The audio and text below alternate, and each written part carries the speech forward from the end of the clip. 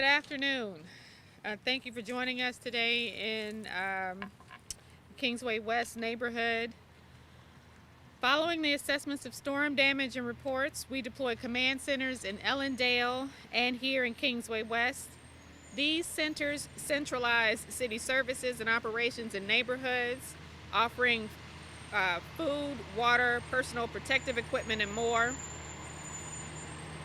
Neighborhood stabilization officers are also canvassing their neighborhoods with information.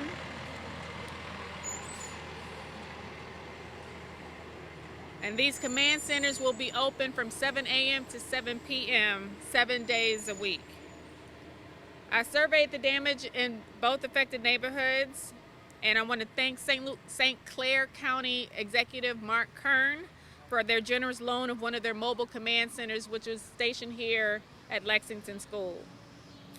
To continue our efforts to connect residents to critical resources, we're partnering with the Urban League to open an emergency resource location. And you can check for consistent updates on our website at stlouis-mo.gov/flood. As you're cleaning up, please leave large objects you're throwing out at the curb. The Department of Health has prepared care kits for distribution to affected communities, and the Department of Health is also encouraging residents to clean up safely to protect your families. Keep children and pets out of standing water until the cleanup is complete. Wear rubber boots, rubber gloves, goggles, etc. And thoroughly clean hard surfaces with hot water and laundry or dish detergent.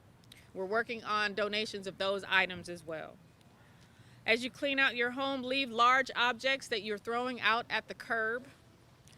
And we're seeing a need for dehumidifiers, air conditioning units, and we're working on those needs ahead of another heat wave. Twice in the same week, we've experienced record rainfall and once in 1,000-year floods. This comes days after high temperatures or record high temperatures, and anyone who tells you that climate change is not a threat is lying to you. Our region is in crisis, and I declared a state of emergency to help get federal resources. We are in consistent and constant contact with our state and federal partners, and our thoughts also go to the state of Kentucky. With 15 dead so far, it's clear that severe weather and climate change aren't just a threat to our region, but our entire country. But right now, our focus is providing relief and support for our residents, the essentials, food, water, shelter, and the like. And we're accessing or assessing the data, and we'll be examining solutions to protect our city in the future. And at this point, I want to turn it over to Congresswoman Bush. Good afternoon. We are another day showing up street by street, visiting with community members, some who have lost everything, some who have lost a lot, some who lost items in their homes but also lost vehicles. We're talking with community members who are who've expressed being afraid of what happens when the next bout of rain comes. We are making sure that each and every person that we talk to, that we're getting the information and we're helping to take care of one person at a time, one family at a time. Our office is taking calls daily. We're taking calls throughout the day, even taking calls after hours, making sure people are connected to resources. 211 is the place to call. We need to make sure we know what the damage is. The state has to know what the damage is, what people have experienced, whether it's your car, whether it's your basement, you're having structural damage, if it's your roof, whatever the needs are, we need to know what it is so that the proper damage assessment can happen. We have urged the state to request a federal disaster emergency from the White House. Again, we have been in contact with the White House multiple times, several times a day, and they are ready. President Biden is ready to declare a national emergency for declare the emergency, the disaster emergency for St. Louis as soon as they receive that. So we're working diligently with local and state partners, local and state elected officials to be able to get this done. We want to make sure that people know if it's your car, call 211. If it is your home, call 211. If you need clothing, the Salvation Army is available. If you need to file a no fault claim, call 211 for MSD, for Metropolitan Sewer District. If you need storage space, you can look on the website or call U-Haul. They have 8 locations ready to serve. They're giving free 30 days worth of storage for those who need it. If you have any questions, please feel free to call our office. Your congressional office is here to serve you. We're working with every single person you see up here, as well as those that are in DC. So the phone number is 314-955-9980. Thank you. Dr. Mahdi. Good afternoon, and thank you all for being here. We appreciate your partnership during these public health emergencies, and we are so grateful for your assistance in helping us reach the community with crucial public health information. Let me start by saying that my heart goes out to everybody impacted by the floods. It's been devastating for some of our residents. This afternoon, the main message that the Department of Health wants those individuals to know is you are not alone. You are not alone. We are working to compile a network of organizations and resources to assist individuals. As we work on building that network, it's important for us to include within our flood response efforts to listen to those who are impacted by flooding. We have to hear them.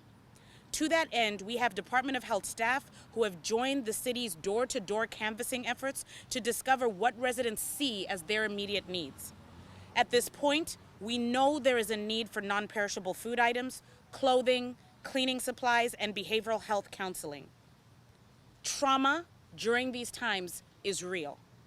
It must be acknowledged. It must be given space. We will get you the help that you need. While we continue to listen to residents concerning the needs, the Department of Health will be making resource kits available to families. Those went out today. The kits will include such items as insect repellent, which is so important when there's standing water. They include rubber gloves that are so important as you are trying to clean around you. This water is now dirty, it is contaminated. There's a lot of other threats that you cannot see, so you must wear these gloves. We've also included masks.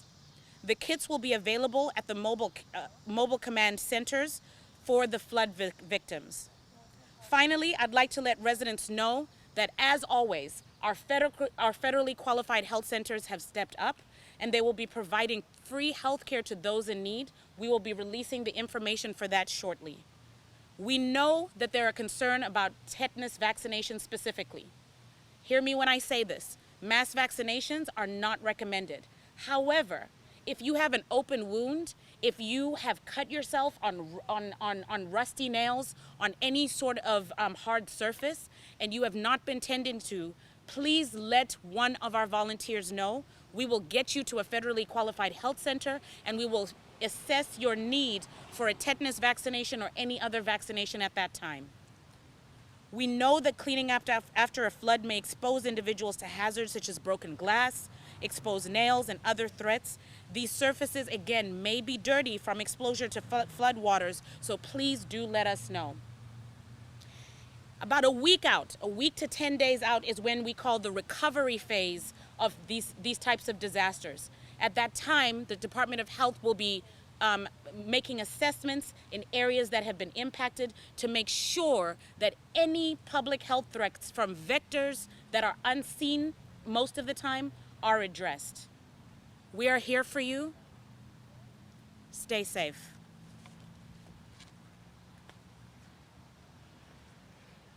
Good afternoon, and thank you for being here today to uplift the concerns in this neighborhood in North St. Louis.